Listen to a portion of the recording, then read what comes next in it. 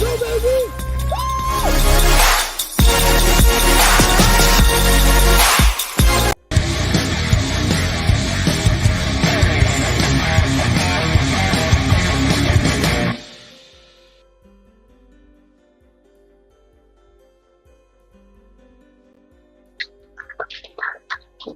I call on the General Manager of COVID, Mr. Wayne, to join us right front and formally welcome us all, please do allow me to share with you my very own personal COVID story. Gusto niyo po bang makinig ng kwento? Yeah. Okay lang ba? Alright. Now, this story happened only yesterday. Alam niyo po, kahapon, my daughter and I were able to try the COVID app for the very first time. At bilang po ito ang first time. First time din po ng anak ko na gumamit ng motor taxi at a commuter. Right? Let's show the first photo. This is my daughter. She's 19 years old. Ang nangyari po kasi, the situation is, she had to meet me at the coffee shop where I was at. May meeting ako, so I couldn't come and pick her up sa school niya. Her school is not Diliman, Quezon City. So, nag-usap kami, Mommy, mag-commit na lang ako, but I can't wait for you na to kasi unpredictable kung paano matatapos yung meeting ko. And then, she had, you know, a student budget is very limited, right? Diba?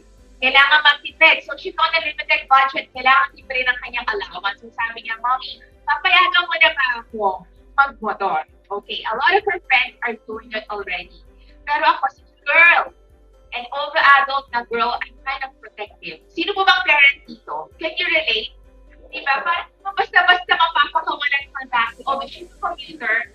Riding a motorcycle, parang, teka, wait lang. Di ba ata ako ready? What kahapon? And incidentally, sabi ko, Lord, coincidence ba? I'm going to host an event for COVID. Maybe, you know, the perfect chance to try it for ourselves. So sabi ko, sige, download it. So it took her a few seconds to take a photo of her. The school guard helped her take the photo. I asked her kasi, well, we need proof, ha? We need proof na kailangan makarating ka sa akin ng safe, okay?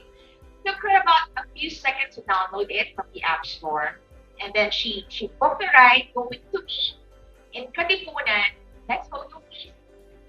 And then a few seconds, the driver has arrived. Yung kuya, nakita niyo naman, sabi niya, Mommy, I love the helmet. When she got to me, yun ang agad na sinabi niya. So, photo of her, helping her put the helmet on. Next photo.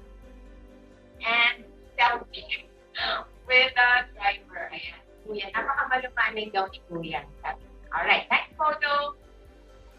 And there she is, arriving already at the coffee shop, diba? And you know, this is a screenshot I took on my phone. This is probably my most favorite feature of the app. She was able to share her ride with me, diba? For an anxious parent, pero kahit may asawa na siya ganyan, monitor ko pa rin. It gives me a sense of peace of mind that I'm able to track where she is already. And next photo, there, magkasama na po kami. So that's our very own personal COVID story. I hope you appreciate all that. As a new user, like you, I'm sure, I'm also excited to know the many other features of the COVID app. So now, tatawagin ko na po finally ang General Manager ng Movie to formally welcome us all. Friends, welcome po natin Mr. Wayne Jacinto.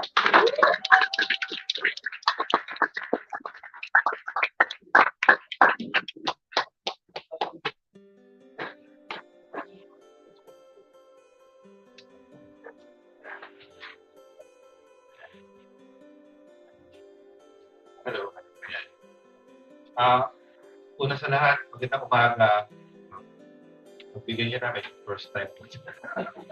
Anyway, ako po si Wayne Jacinto, ang General Manager ng COVID. At gusto ko pasalamat sa inyo sa pagpunta dito ngayon. At maka-alubilo namin sa pag-introduce ng bagong COVID. So, ang COVID ko ay isang proud Filipino motorcycle taxi company. Isa po kami sa tatlong pinayagan mag-operate under the motorcycle taxi pilot study. We are under the supervision of the technical committee. So, sa COVID po, meron na kami tatlong, apat na mission. Ito ay makapagbigay ng tapat, mura, maaasahan at patas na platform para sa ating mga mananakay. So, sa dami-dami po na pinakaharap ng ating mga kababayan ngayon, siguro naman nakakapat lang na mabigyan sila ng magandang alternatibong mode of transportation. Hindi po madali ang pumasok sa trabaho, hindi rin madali ang umuwi. So, kinakailangan natin ngayon ng mga masasakyan natin na alam natin na tayo ay iniingatan na ito ay tapat at maaasahan. Kaya naman po, pagmula noong 2019 hanggang last year lang, nagkaroon po ng isang milestone sa movie. Ito po ang pag-acquire ng Grab sa movie. At dahil po dyan, nabuksan po ang napakaraming oportunidad hindi lang para sa movie, hindi lang para sa riders, kundi pati na rin po sa ating mga mananakay. So, ang Grab po nakapagbahagi sa movie ng mga industry knowledge and best practices na talaga namang mapapakinabangan ng lahat. So,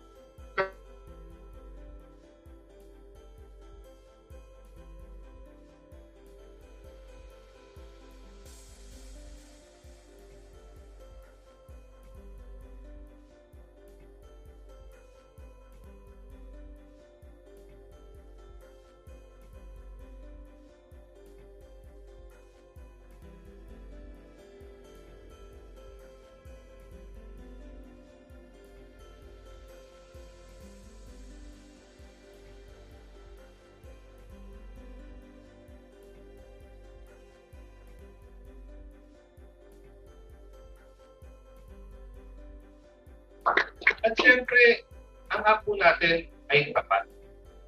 Kung kayo po ay sasakay sa bukid, no, malalaman ninyo kung magkano ang inyong babayaran. At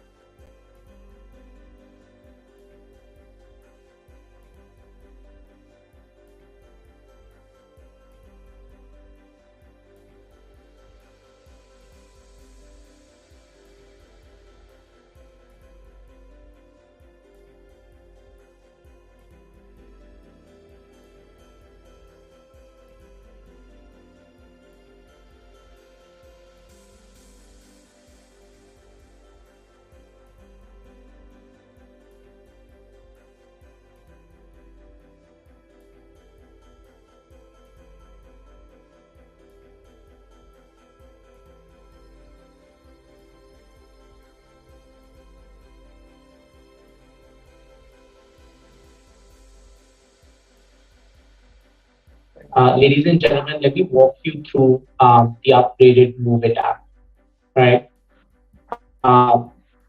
Move It understands the importance of having a reliable and dependable transportation service.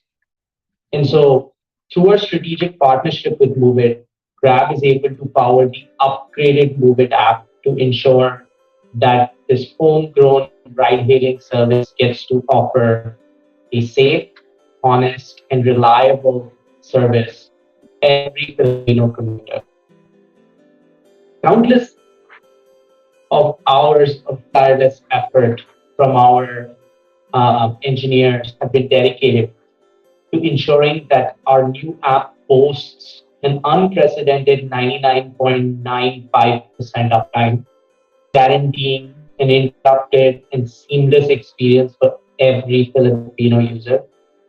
Yes, you heard that correctly. A crash-free motorcycle taxi app is now available even during high volume hours. We also recognize that safety is of utmost importance for every motorcycle taxi passenger. This is why we've equipped our upgraded app with an array of really cutting edge new safety features, starting with voice over IP or VoIP, right? It helps facilitate communications between drivers and passengers. Um, Up next, we have um, facial authentication for drivers to keep drivers safe and keep our passenger community also safe in terms of their experience. And then finally, a exclusive 24 by 7 safety center, uh, which provides emergency assistance for anyone in trouble. This is both for our rider partners as well as our passengers. Lastly, making movie trips more worry-free, we've incorporated a Share My Ride feature. This allows users to share their live location with their loved ones, which we just talked about. With the upgraded Move It app, your safety and security is well guaranteed. We're also aware that mapping and routing are pivotal components to any ride-hailing service. Hence, we are thrilled to announce that the upgraded Move It app will harness the power of Grab Maps and navigation. This is Grab's very own in-house map solution built for Southeast Asia, and Move It is one of our first partners using this critical piece of technology. This industry-leading navigation system helps hyperlocal information being delivered in a precise manner for our driver partners. This ensures that passengers are easily guided to their desired destinations when they're selecting for pickup points, and also enables our rider partners to optimize their routes. Optimizing routes saves drivers precious time and mileage. By integrating Grab Maps and navigation within the MoveIt app, the users get to enjoy a more comprehensive user experience, whether it is in the middle of the city or in a remote location in Philippines. The incorporation of Grab Maps and navigation into the updated MoveIt app will allow for a significantly better user for our passengers as well as rider partners, and hopefully this gives them higher earnings per transit time. Last but not least, MoveIt's updated app pledges to deliver an unparalleled user experience beyond maps and navigation that will leave you inspired. We understand the importance of providing MoveIt customers with a seamless booking experience, and this upgraded app does exactly that. From the moment you pick up to the point you get dropped off, MoveIt app will ensure a smooth, convenient, and delightful user experience. Furthering the seamlessness is our suite of payment solutions that include cashless options via credit and debit card, and soon you'll hear exciting news about e-wallet options that might also be available on the MoveIt app. All of these are in the service of greater convenience for the Filipino commuters. As I bring this presentation to a close, I extend heartfelt gratitude to each and every one of you joining us today in the unveiling of the updated MoveIt app. Grab is delighted to power the technology of this bustling Filipino motorcycle taxi service. Rest assured, we will remain committed to deliver a safe, honest, and reliable transportation service that the Filipino commuters deserve. Thank you so much. Thank you very much, Mr. Samir. Now, sir, you will stay with us virtually for the Q&A, all right? At this point, I'd like to call Sir Wayne to join us again here in front. Our friends from the media, the floor is now open for your questions. Kindly use the microphone located at the end. Please do state your name and your media affiliation. Any volunteers?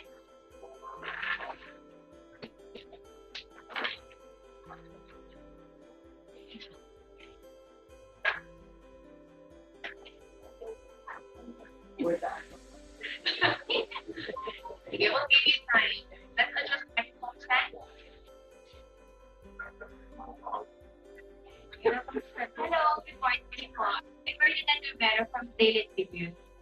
Question po for Mr. Samir. Since the app upgrade is powered by Grab, I'd like to know, sir, how often does Grab update its technology and how can Grab ensure that the technology used can keep up with the changing landscape of the Philippine market? And sir, as a follow-up question, how did you make sure that Grab Maps and navigation, which is also used to move it access, as you mentioned, is precise for the Philippine mobility service?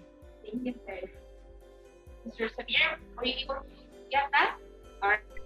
Yes, loud and clear. Thank you. So let me address the first with the question. So we work closely with the Move team to understand the needs of the Filipino riders as well as passengers, and they continuously give us feedback on parts of the product that need improvement, and that's kind of how we stay grounded and in touch with what all the local nuances, whether it's Manila or other areas of Metro Manila or other areas of the city that are more remote. On your second part of the question, how does Grab Maps and navigation work in Philippines? So we work really closely with uh, um, our driver partners who help provide contextual information. For example, how fast is traffic moving on a road? Where are road closures, etc. And all of these important inputs help us build our maps. And this map is exactly as a consumer or a driver partner is what you see on the phone. So basically, essentially, crowdsourcing real-time information allows us to build a better map. And the more users there are of the map, the better the map tends to get. So I hope kind of address those questions. All right. Thank you very much. Sir, next question. Yes, the lady at the back.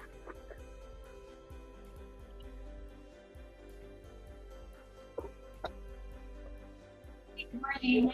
Yeah, I'm from Swatter Village. So just have a few questions. I downloaded the app just now just so I can have a know from the app. So I just want to know, it's also similar to Grab, to the Grab app, like basically. Would this mean that we have an account on Grab will be enough for us? Will you be sharing the same information? And at the same time, will the can we use our Grab wallet credit um, in the group app? You, sir, sir, Sir Samir, would you like to answer the question? Sure. So short answer is that these applications are quite separate from one another. So Move It operates completely independently. Right. So a passenger can book the Move It app, and the jobs are only given to the Move It drivers on the Move It driver app. There is no connection between the Grab app and the Move It app. These are completely separate apps. Right. Grab is a technology provider to Move It. So Move It is a standalone app. I believe you cannot use credits between Grab and Move It at this point. We are in conversations of e-wallets that we want to add into the Move It app. And once some of those discussions conclude, we'll have a better idea of some of those things. But as of this stage, Grab and Uber are completely different apps, no connection with each other at all. Okay, thank you. And this question is for you. What's your experience under perspective gaming app? Because um, maybe they're like I already downloaded the other apps, right? So I want to download your app. And sorry for asking this kind of point. Yeah, so basically why would they not another other thing? And then the next question would be how many riders do you have so far? So we can assure uh, riders, sorry, commuters that you have enough riders for that they keep. Hi, Pia. Thank you very much for that wonderful question. So the first question is why? So as mentioned earlier, uh, if you want it fast, if you want it now, download it now. So we make sure that our app is so reliable that you will not encounter any problems with regards to all the other apps that you have. Most probably, you might or may encounter problems with the app, but as Samir mentioned, we are 99.95% uptime. So reliability is the key. That's number one. Number two is safety. So among other players, I'm sure they're all safe. Yeah. But with our safety features, just like a share my ride, what's this? Yung knowing where you are, we have a VoIP, so you can call and get in touch with your driver. Siguro dun pa lang, no, makikita mo na yung difference ni Mobit versus the competitor. But I'm not saying na don't try them. Actually, I want you to try them so you will feel and know the difference. So we want to give the most wonderful experience for our passengers. And of course, our riders. Because sure. I want to give the most wonderful experience. That's why we upgraded our app. And your next question is, I'm sorry. How many riders do you have currently? So currently we have around 6,500 drivers and counting. Because as we speak, we are getting more and more riders on our platform because of our new app. Basically. Sorry, last question. So, gaano po kalawak yung coverage ng COVID? So, like, saan lang po kayo may service? Like, just Metro Manila alone? Or do you have siguro abot ng Laguna, for example, or maybe Bulacan? Well, for now it's Metro Manila because TWG states that we can only operate within Metro Manila. However, I think they are also looking at expanding this to MUSEP areas. When you say MUSEP kasi, in their speak, it's Cavite, Laguna, Rizal, Bulacan. So right now it's Metro Manila, Cebu, and soon CDO. Thank you. Right. Thank you, Pia. Next question. Yes, sir.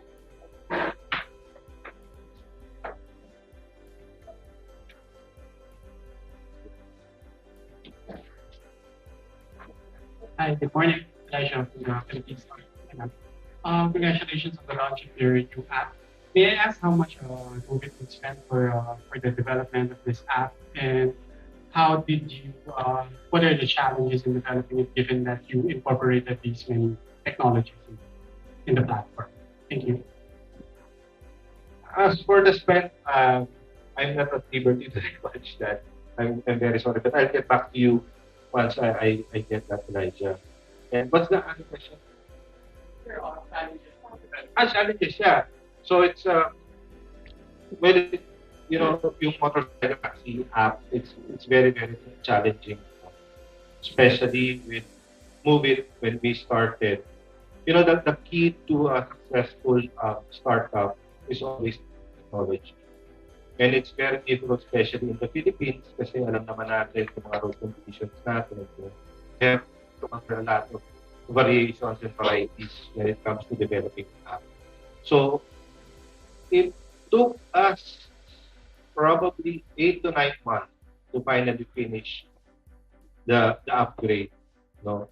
So that's how challenging it is. So maraming team of developers that created the app, not only two, not only three, but a lot. So because it's very, very difficult to create a motorcycle taxi app.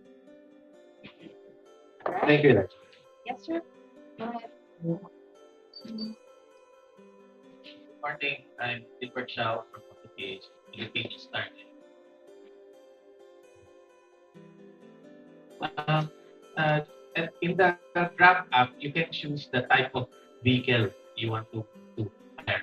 In the new Move It app, do you also offer the same feature? Because for example, a relatively taller guy like me, I would prefer to book a bigger motorcycle if you understand what I mean. So, is it available? Is that feature available in the new Move It app? Sir Gilbert, hindi pa po sa ngayon. Only because we are um, bounded by the TWG guidelines. And kung ano yung sinabi nila na nakalagay, yun lang po muna. Pero as we, pag naging sana malapit na, no, ma-legalize na yung motorcycle tax, then we can think of ways and new products on how to serve yung market po na tulad natin na baka hindi tayo magkasya sa PCX o sa ATV. Sir, do we have update now on the PWG, the pilot run? Are they finally going to pass the law to legalize motorcycle taxi? Yung uli po naming hearing sa Senate, positive naman po, lahat po nag-agree na once and for all, kinakailangan na. No, sir, yung question as for the timing kung kailan, sir, hindi ko po talaga alam. Pero mabuti na lang ang Japanese TWG and patuloy pa rin po yung pag-aaral yung viability ng motorcycle taxi. Thank you, sir. Okay. Maraming salamat po, Sir Gilbert. Yes, sir.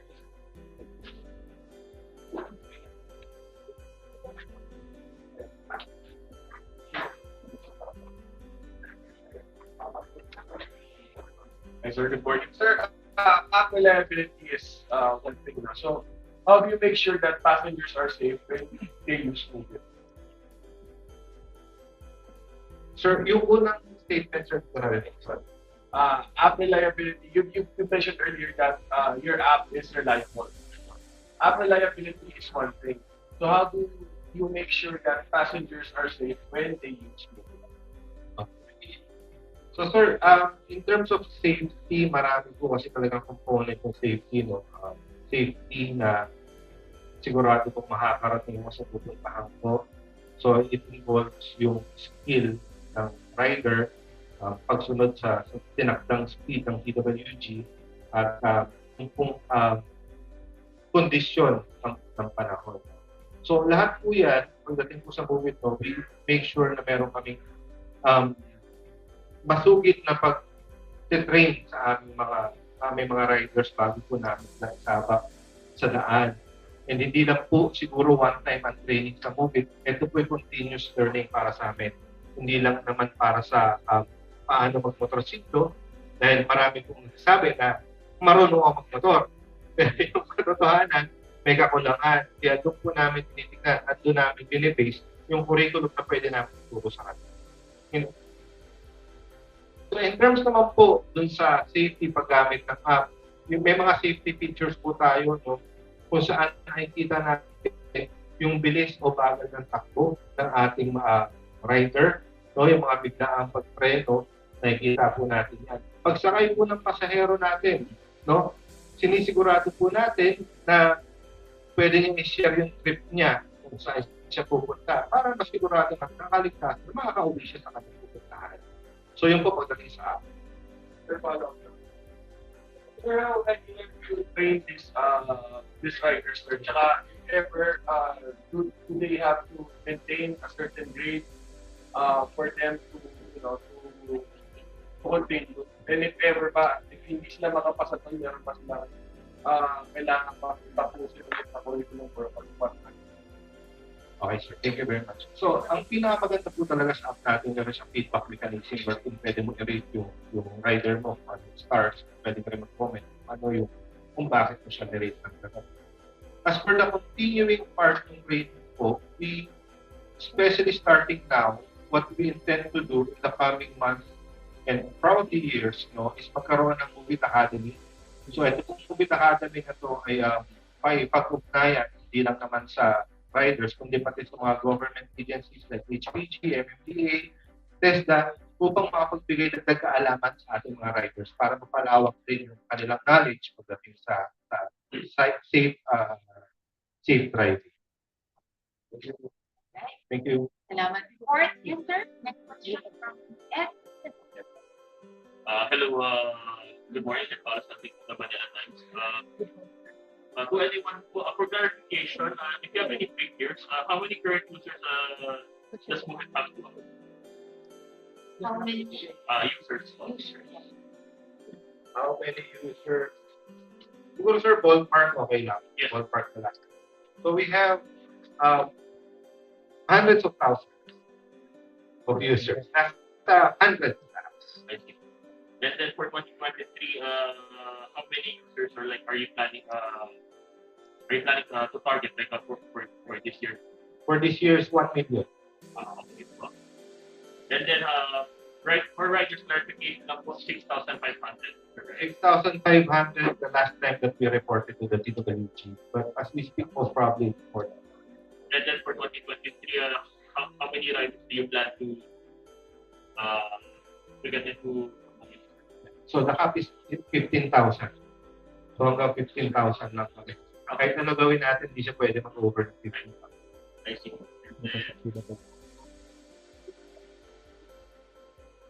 Sagot na po. Sige sir, bale mamaya pag may tanong ako. Thank you very much. Next question. Yes, thank you, Brandon. Then after My name is Mia Diamante from Lifestyle of Youth. Yung question ko po is, what are the requirements or standards for being a moving rider? And like, how long would it take to apply for it?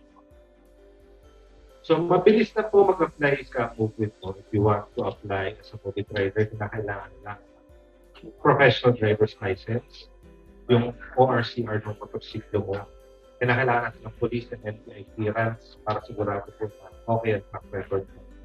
And pupunta ka lang po sa aming office, mag-skills assessment ka lang so that we will know kung saan po kinakailangan ng tulong mo yung skills assessment. Ngayon, kung ikaw naman isang pati ka na rider at ipasa mo ang skills assessment, then pwede ka na agad mag-drive for movement. Welcome. Sir, go ahead.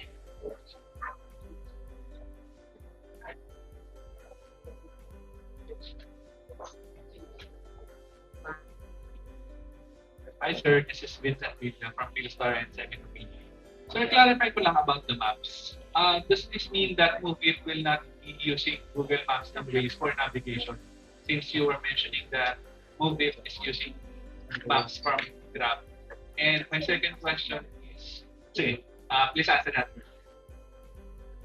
Samir, would you like to? Yeah, so drivers have the choice to use their preferred navigation provider. So they can select whether they want to use Grab, Google, or Waze based on their preference. By default, we turn Grab navigation on because we believe it's the best navigation provider for Philippines. So drivers have the flexibility to choose their preferred navigation provider. We believe in giving partners riders choice. Thank you, sir. My second question would be for would-be riders. What can you share some advantages they will have if they join your company?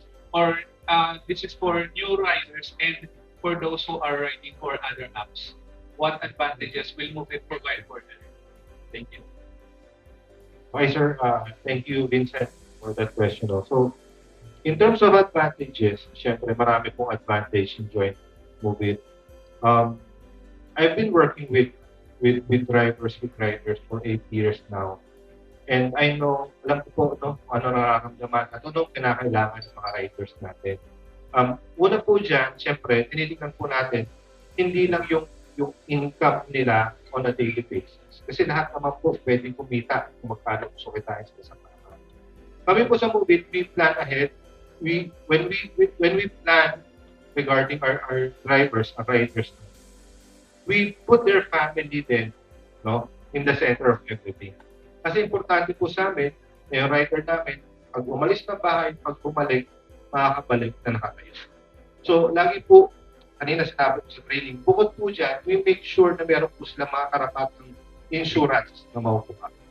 And very, very soon, mga sirs, magkakaroon na rin po tayo ng life insurance for our drivers. At hindi lang yan, marami rin po mga livelihood opportunities na naghihintay, hindi lang para sa kanila, kundi pati na rin sa kanilang mga pamilya. So, kung tatanungin niyo po ako anong advantages, ang advantage po ng Movit, kami po sigurado merong puso para sa aking mga riders. Okay, sir, one more question. You mentioned earlier about customer safety in using the app. But how about customer protection? Because there are cases where not just in riding apps, but in other riding apps, but the riders contact the users after they serve them, and it leads to some kind of abuse and stalking. So for that, does Movit have customer protection for the users? And is it for such instances? Yes, sir. Actually, hindi po makikita ng driver o ng rider yung kanilang contact numbers kasi meron nga po tayong tinatawag na VoIP, no? Isa po sa safety feature na meron sa Movit. And at the same time, meron naman po tayong customer service center kung saan pwede po sila mag-report ng mga kanilang mga problema o hinaing sa kanilang mga naging ride during that time.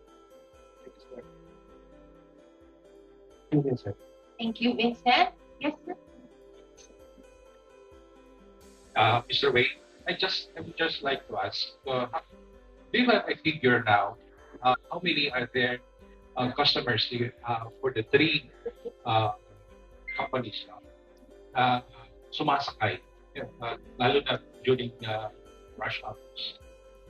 Sir, with the other companies, I'm not sure kung ilan yung figures, pero based on the data that I got, pero this was like last year pa, they're around combined for the three players, they're around more or less 250 to 300,000 passengers. Okay, na sumasakay po. In a day, not during rush hour. Okay. You mentioned that you have 6,500 riders right now, and you are aiming, and you have around 100,000 media app users. Okay. Ano magiging turnaround nito kung halimbawa yung 100,000 ninyo or sabihin na natin 50,000 na ang gagamit? Ano magiging turnaround niyan? Kasi sinasabi nyo, mabilis, yung Movit, mabilis ang response. How can you respond on it when you have 46,500 riders and you have 100,000 app users, you're aiming for 1 million? Paano nyo how do you service those customers? Okay, sir. So based on the data, sir, the 100,000 users that we have, they don't use the app all at once. So may mga behaviors din po yan. Pero kasi iba dyan pumapasok ng ganitong oras. For example, napasok na 8 o'clock. Iba 9 o'clock, iba 10 o'clock. Yung iba gumagamit in between o non-rush, non-peak hours. So ang problema po talaga dyan is during the peak hours. Doon tayo nagkakaroon ng problema, nakakulangan. And that is why we also want to urge the DWG, the government na taako ng konti yung pag so that pwede rin po tayong sumabay sa dami ng mananakay, sa dami ng sumasakay. Pero sa ngayon, sir, magkakaiba po siya ng oras ng pagsakay. Kaya okay naman. So far, reliable po tayo. Thank you very much. Okay. Good, sir, at the Tyrant from Philippine Inquirer. Just to follow up po sa question about the target number of users, because you said you're adding 1 million for the year, and right now you have over 100,000. And I just would like to ask how you came up with the figure kasi we're halfway na po the year. So meaning you have to have like 900,000 in about 6 months. So why are we so cool? Okay, sir. The reason for optimism, sir, we always want to aim or set the buy higher so that when we falter, at least sa bubong lang tayo. Anyway, sir, we are very positive about this because of the wonders of the new app and its features and the reliability alone. We know that it will attract more customers into our platform. Kasi po, tulad na pakit po kanina, yung po ang gusto natin. Tayo po isasakay, no? Ayaw natin wala naman po gusto maghintay. Ay tugon na tayo ng bako, ay natin pumila. So, we want it fast, we want it now. Therefore, ito po si Move It po. A better alternative in the motorcycle. So you also mentioned na 15,000 yung app for the drivers. But siguro po, parang hindi siya enough for 1 million users. So are you pushing to increase the app? By how much? Okay, so we want to push to increase the cap only because when you say you have 15,000 riders, it doesn't mean the 15,000 riders will go online all at the same time. So there's a tendency na 15,000, pero normally 30 to 40% talaga online. So if we want to get the real number of 15,000, then most probably you need at least 30 to 45,000 riders. So yung po yung natin. Pero syempre po lahat ng yan, ang kinakailangan namin sumunod sa DWG or kung malegalize na po siguro sa body mag-regulate ng motorcycle tax. Nag-submit na po kami ng mga position papers namin during the recent DWG meeting about requesting yung mga numbers na yan, pati yung mga service areas na pwede mag-upgrade. So last question na po. Sige po. Will yung tabi po, may available po siya as a form of payment to move it in the long run? Is it something that you're planning right now? In the long run, sir, sana ma-integrate natin. But for now, on the improvement option lang. Thank you.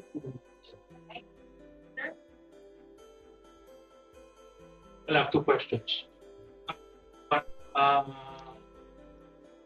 In the last Senate hearing, Senator Besco asked the Philippine Competition Commission to make cap yung riders number of riders servicing all this ride TNCs for motorcycle taxis particularly kasi may cap yung kotse. Since walang cap, ano yung tinitignan niyo yung maximum number of riders po pwede niyo paglaruan? Sir, sa DWG po, naglagay din po sila ng cap dun sa DWG guidelines actually. Okay. So, ang capping po sa Metro Manila is 45,000 equally divided din sa tatlong players. So, 15,000 each lang po for Metro Manila. And for Cebu, meron naman pong 33,000 each player. And for CBO, 33,000 din po. Eh, 45,000 na siya ang kasi, di ba? So, hindi ko po alam. Di ba ba? Parang magulo sa TWG. Anyway, number two, I'd like you to expound on that academy thing. It got to my interest kasi you're putting up an academy. Ano siya? What will it be solely for riders? Will it focus on safety? Will it focus on efficiency for making money? Ano paki-expound? Sige po, sir. So, when we say moving academy, number one po namin talaga is safety. So we will start with the safety component of continuous learning po when it comes to our riders. Then as we go along, we will expand po yung program kasama na rin yung mga may bahay nila para may mga livelihood program din po. Ang pinaka number one po talaga dito is safety. So yung COVID Academy talaga is we want to partner with TESDA, for example, with HPG and MMD kasi we have similar programs. And it's best po na kami, dahil kami po ay kasama ng mga riders namin, ito na po yung market, no? And if we are going to use this to generate income, hindi po. But we just want to serve our riders and ultimately our passengers. Kasi sila po ang mabebenepisyo kung ligtas po ang kanilang bawat biyahe. May tuition. Wala po tuition. Academy, di ba? Wala pong tuition fee. Libre pa mamon tsaka access po. Sige. Thank you. Right? Yes, sir, go ahead. Hello, I'm doing issue from Unbox. Since priority niyo yung safety ng both rider and passenger, how can you assure na yung mga riders dahil sa rules of ethical data, maayos yung pagmamaneho? Kasi to be honest, yung ibang riders, minsan masama yung ugali sa kanila. So, sir, to be honest, din po, no, it's really hard to put. No?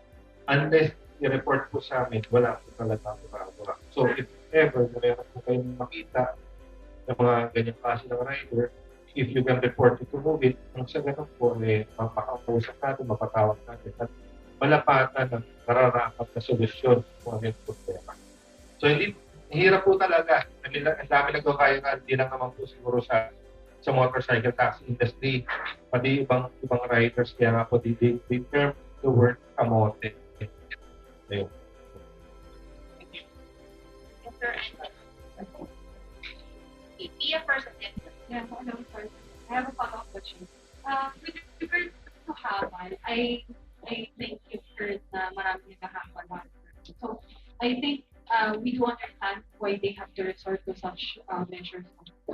Pero ang common concern naman din ng commuters is yung hindi sila makabook unless they're a deaf or parang riders have to parang sila na yung makikipag-deal with other commuters, mag-deal with other riders para lang makasakay.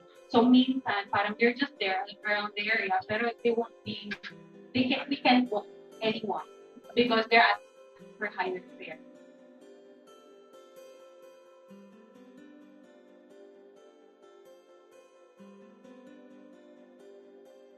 Hindi ba siya mas difficult for us to get riders? Kasi baka mas maliit yung mga thing. Hindi po. Mamaya pa ko naman. When we talk about tipping po, para sa amin po kasi ang paniniwala ng Movit, ang pagbibigay ng tip ay dapat kung nasiyahan pa sa serbisyo na naibigay ng iyong driver. Hindi po namin ina-allow na magkaroon ng upfront tipping kasi it's no different from any negotiation. Mo lang digital tip, digitalize mo lang yung pagbibigay o pag-negotiate ng presyo. Kasi po, kung mag-tip ka, di ba, wala akong mag-book. Sabihin mo sa rider ko, bibigyan ko 200, kunin mo lang. Natural, siyempre, si rider, pupunta. Kaya ayaw namin po mangyari yun. Now, to your next question po on habal-habal mo, we make sure that Movit, kami po, we understand all riders, regardless from any other motorcycle taxi company, regardless kung habal-habal o informal habal-habal sila. That is why kami po ay lumalapit sa kanila at we try to offer them Movit. Now, meron pong dalawang problema dyan. Ang unang problema ang pagdating sa driver's license. So, normally po, ang naghahabal-habal, kaya ayaw nila pumasok sa MC Taxi, naka-non-proof sila.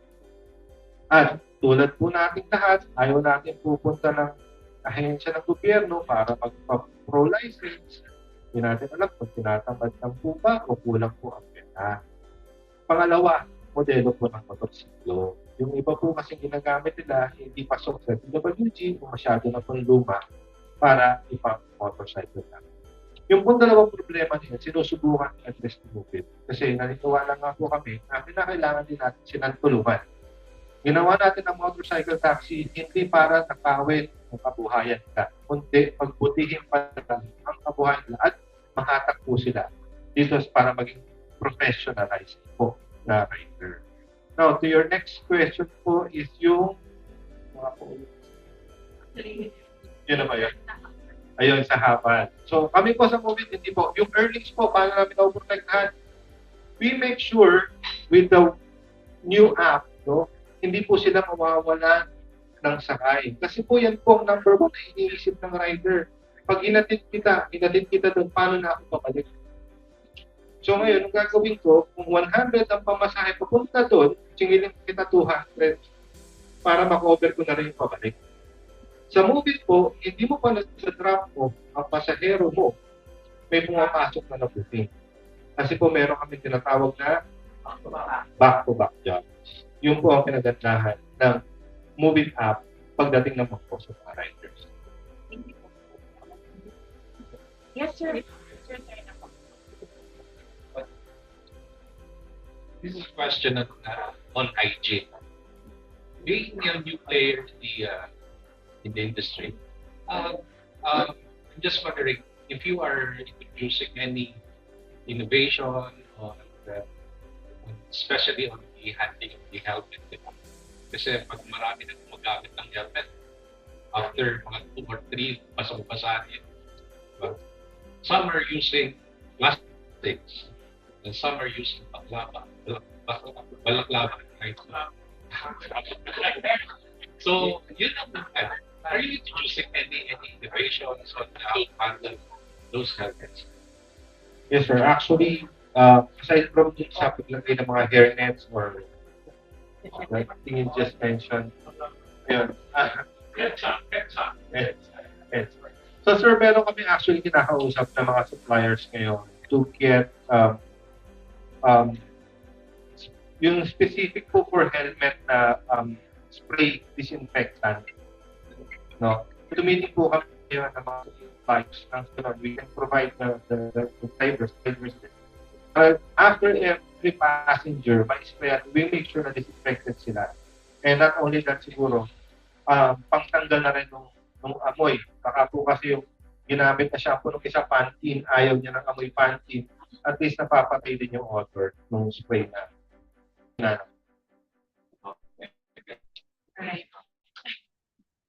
Hindi, mauulit-ulit ako. Pero yung mga rider, gusto ko yung tanongin. I have 2 questions for the riders. Number 1, bakit yung mga kasama ninyo mas mahilig mag-habal kaysa mag-formal ride? Yun muna. Okay, sir. Number 1, sir.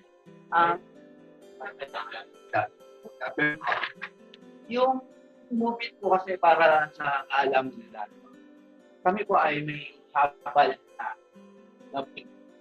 so, yan po, pwede ka lumapit sa amin, kami magpupok sa'yo on the spot. Same rate din po, yung presyo na, so hindi nyo na po kailangan mag-book. Kasi hindi po, may sarili kami terminal, so lalakad ka lang po. Kami mag-book para. So, na-resolve nyo na yung issue ng nag-ahabal, ayaw pumapasok ng formal employment sa loob ng movie. Gumawa ng movie ng system para yung mga habal, yung mga informal riders na ayaw pumasok sa formal system. So, pwede pa magtrabaho as ride-hailing, as TNTS. Sir, meron pa rin pong requirements, no? Kung papasok ka, regardless kung habal-habal ka or under motorcycle taxi.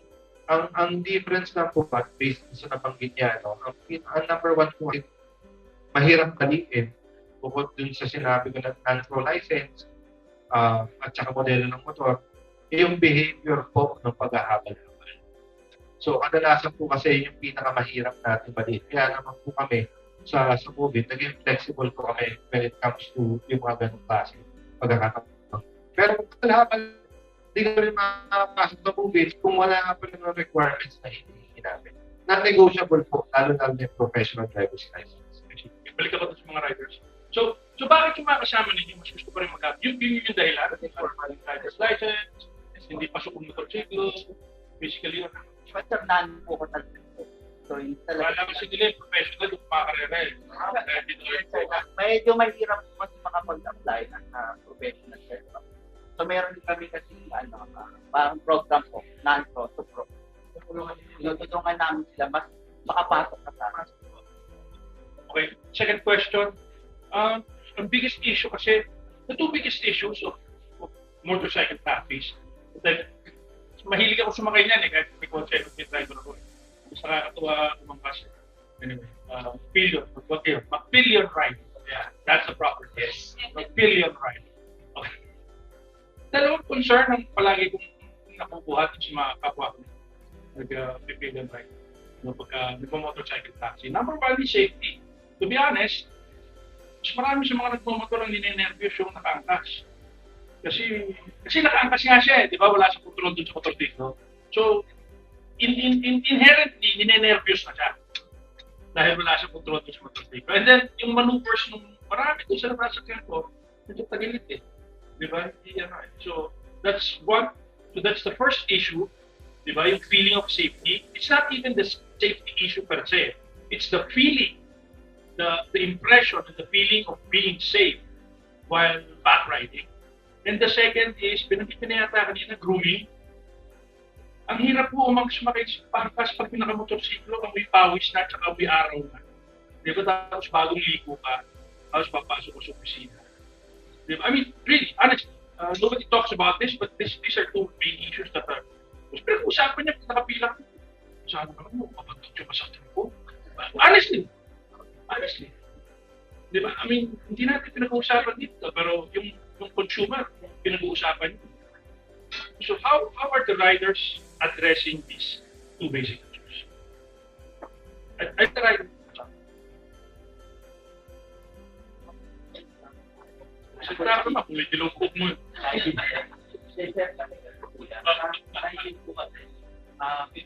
May mga concern po na officers na pwedeng kapitan or pwedeng kumakita about dun sa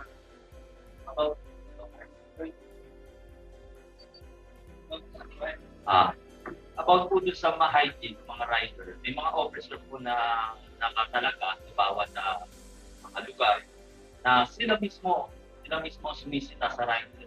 At the same time, nire-report po sila sa office sa movie para sa safety. Para yung safety po mismo, ang mismo kausap sa kanila kapag patuloy nilang ginagawa yung ganun ating. Kumbaga sa ano po, araw-araw, palagi na lang po sila nare-report ng officer na yun na ganun pa rin ng hygiene nila. At pinapatawag na po sila sa opisina. At the same time, pagka sila bago, hindi deactivated.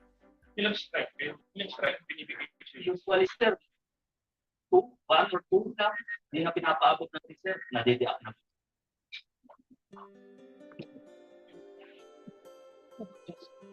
Sir, the one example, kanina man nag-relate sa akin, sir. Yan. Raymond Pagpapel. Sir, question ko lang is, I want your opinion. Sir, nakita ko yung riders. Kompleto yung itsura in terms of uniform. There are some movie na wala yung ganyan kasi may purpose yung reflection. So, lalo na sa gabi. So, may nakasakay ako na yung helmet, pula, kasi yung movie. Then, iba rin yung movie na helmet, hindi movie. So, iba parang substandard. So, ano po ba yung talagang standard procedure? Second question na ako is, for us kami passenger, yung riders yung chinecheck yung itsura sasakay sa movie. So, yung riders yung ba with the passenger. Sir, yung bawal po kasi. So, yun na. Sir, doon po sa suot mo, we are also proud to say na si Movit po, siguro kung nalabas tayo ngayon, si Movit lang po ang katanging-tanging mga riders na naka-best pa rin ang rider. Most probably meron po ilan, pero there must be a reason behind that. Kasi po, during the training niya po, ang kabiling-bili na namin na huwag pong iiwan ang best lagi ng susukot. So, as for the best po, sinisigurado namin na meron talaga sila. As for dun sa mga years na siguro kulang pa, kaya po ngayon siguro magkakaroon na rin kami ng parang mark kung saan pwede silang bumili ng kakulangan na year. Tapos dun sir, sa isang question yung ayan. So, nung last time po na nagkaroon kami ng event, no, kung naalala ninyo, pinahan po namin sa yung SMPT na kaibigan natin, Colonel po. At yan po ang kabiling-pili na hanggang maaari sana huwag kayong magsasakay na saka shorts at saka chinelas. So, napakahirap po i-police pero kung meron po kami makikita, yung mga marshals namin may makikita, dapat po i-report sa amin. Hindi naman po para i-sanction si rider, kundi para pagsabihan ng tao. At the same time, we also want to inform our passengers, yung mga guidelines din po, kung ano dapat na isuot makasasakay. Dahil, di bali na magpantalong ka kaysa pag-uwi mo, may kasama ka ng tosino. Kaya yun po ang lagi namin pinapaalala sa kanila. Sir Gilbert? Sigundahan ko lang sir yung question ni Idol Ira earlier. Yung is it exclusive ba yung habal style ng booking? Kasi it's convenient for those who don't have data or don't know how to, hindi lahat techie. So it's exclusive to Move. Tapos may mga stations there where passenger can approach you lang. Tapos, Kami po yung pinaka-legal na hawak. Nag-book namin kayo on that time. alright. And, Online booking po kami. oo, yung pwedeng, Sa mga terminal po, pwede rin yung parade. kunyari po nasa mall ka, we have a terminal, mall, so hindi mo na kailangan mag-book. Kung maraming, hindi ka makabook. Yeah, So may terminal kami mag-book para. that's good. Tapos meron na din yung para. So, kung makita ko lang. Wala ka din. So, exclusive yun kay Mubit. Now, to clarify lang, sir, will you refuse a passenger who's wearing slippers? Will you refuse? Yes. So, hindi nyo siya tatanggap. Well, kasi Sabi ko yung limit, sir. Pero, sir, ano po kami dyan, ikaw sa riders kami po. Iba po kami para sa kanila.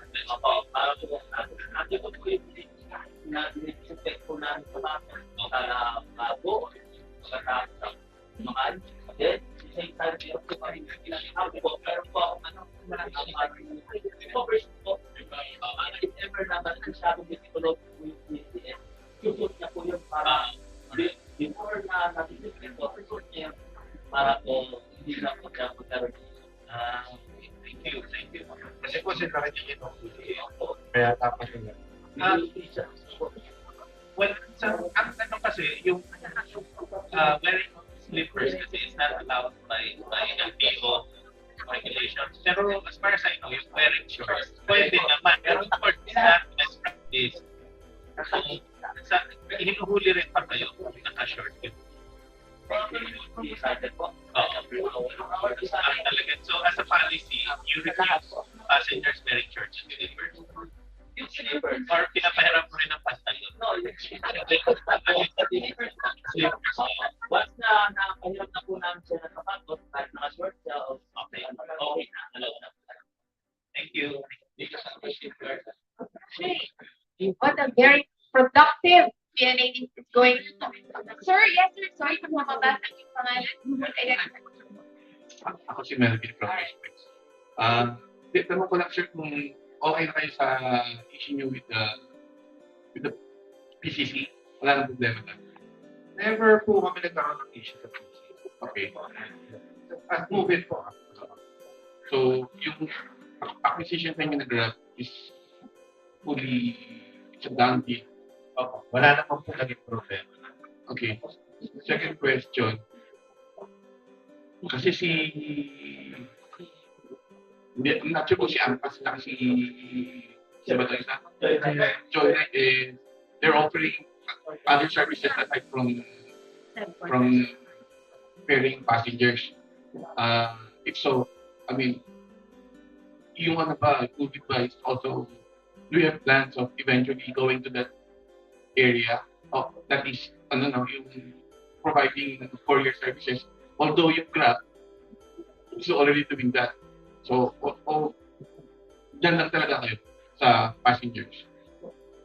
Sir, yung plano, yung expanding the services, probably not now. In the future, di ko masasabi kung ano yung pwede namin gawin with the power of the new app.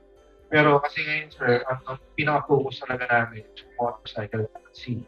Yan po kasi ang sinabi ng PWG na kinakailangan natin pag-aralan. So, yung pag-offer nila ng courier services, probably that's a byproduct of recent lockdowns.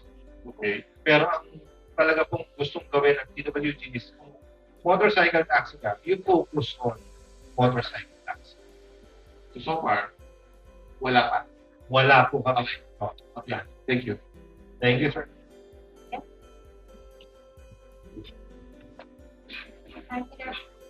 Sir, I'm just Kadina from Business World.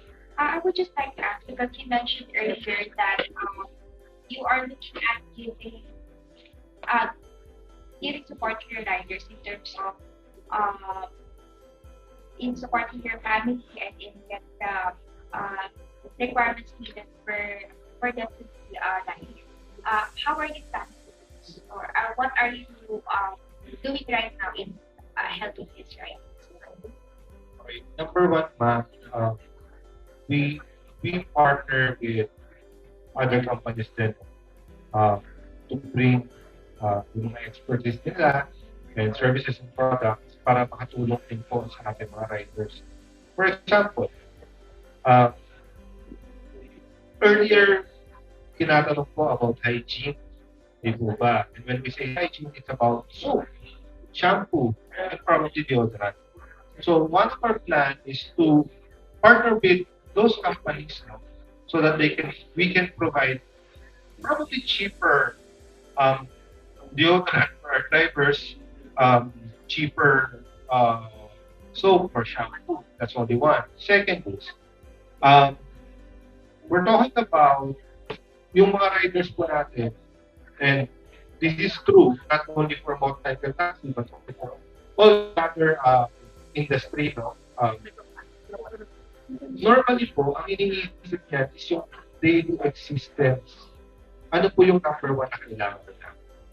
Ang number one na kailangan po nila bigas. Yan po ang number one. So we want to partner with a grocery shop or yung mga grains wholesaler so that we can use the numbers that we have. If we will get 15,000 riders, we'll get that number to purchase in bulk yung mga bigas na to, and we can provide it to our drivers for a lesser price. So marami po kami iniisip na programa, and that's just the beginning of all the wonderful programs that we want to give to our drivers and their families. Sir, just to follow up, are you also looking at giving out loans in terms of getting an upgrade of motorcycle fee or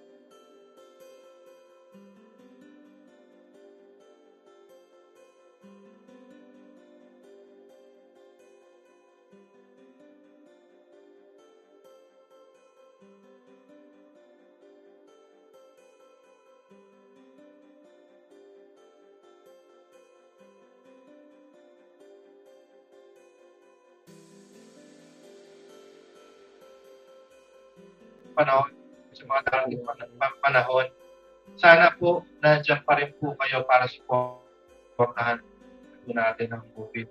Ang movie po ginagawa namin ito hindi lang po para sa kumpanya. Ginagawa namin po ito para sa aming mga pasahero at mga riders.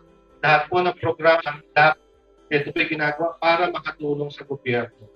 Lagi po kami nakipagtulungan sa gobyerno upang makapaghatid ng mas maraming trabaho sa libo-libong riders po na nangangailangan. Kaya po ang aming mga programa ay direct, lalo-lalo na sa mga habal-habal nating kasamahan. Ang mga pasahero po namin, sinisigurado po namin na maproteksyonan kayo. Sinisigurado namin na meron kaming patas na fare structure na naka-base sa PWG. Hindi po namin kayo gugulangan. Kung magkano po ang binayad ninyo, yun na po ang itatakbo natin. So maraming salamat po. At sana hindi pa ito ang huli. Sana magkita-kita pa tayo. Mabuhay ko kayong lahat. Maraming salamat. Thank you very much, Mr. Wayne Jacinto, and to all our guests. Maraming salamat po muli for joining us. It has been a pleasure to host this event. Lunch will now be served, and to move it, salamat for bringing my daughter back safely to me yesterday. Enjoy your lunch. Take care. God bless. Enjoy the rest of the day. We live in an interconnected world, a shared past, present, and future, connected by a series of ties, strengthened by love, for better or for worse. The need to adapt when there is change, to support one another, to bring kindness where there is pain. The need of loving kindness, of interconnection. The future you used to chase, the future you used to want. Now, let's go, baby!